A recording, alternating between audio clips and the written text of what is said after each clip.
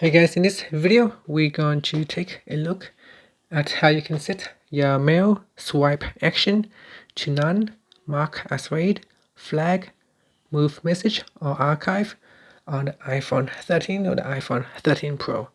First, let's go back to the home screen by swiping up at the bottom of the screen. Next, on your home screen, tap on settings, and in settings go down and tap on mail. And in here, we want to go down to the message list section, and we're going to tap on swipe options. In here, tap on swipe left to change the swipe option for swiping left. In here, you can choose none, mark as read, which is already been assigned to swipe right. You can choose flag or move message. So select one of the option.